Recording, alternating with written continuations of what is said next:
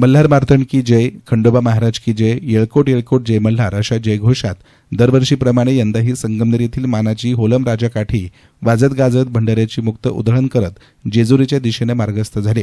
यावेळी आमदार अमोल खताळ यांच्या हस्ते मल्हार मार्तंडाची महाआरतीही करण्यात आली। संपूर्ण महाराष्ट्राचे कुलदैवत म्हणून जेजुरी येथील मल्हार मार्तंड खंडोबा देवस्थान ओळखलं जातं। या देवस्थानचा माघ पौर्णिमेनिमित्त यात्रोत्सव साजरा होतो। यावर्षी हा यात्रोत्सव 1 आणि 2 फेब्रुवारी 2026 रोजी होणार आहे।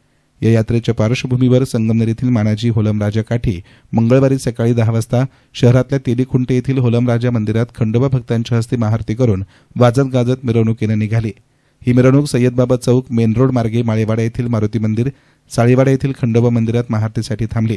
त्यानंतर ही काठी खंडोबा गल्लीतील मल्हार मार्तंडाचे भक्त मदन पारख यांच्या निवासस्थानी काही काळ विसावली। या ठिकाणी आमदार खताळांच्या हस्ते भक्तिभावानं महाआरती करण्यात आली। महाआरतीनंतर उपस्थित सर्व खंडोबा भक्तांनी महाप्रसादाचा देखील लाभ घेतला। त्यानंतर मल्हार मार्तंडाचा जय जयकार करीत भंडाऱ्याची मुक्त उधळण करीत ही होलम राजा काठी भक्तिभावानं जेजुरीच्या दिशेने रवाना झाले।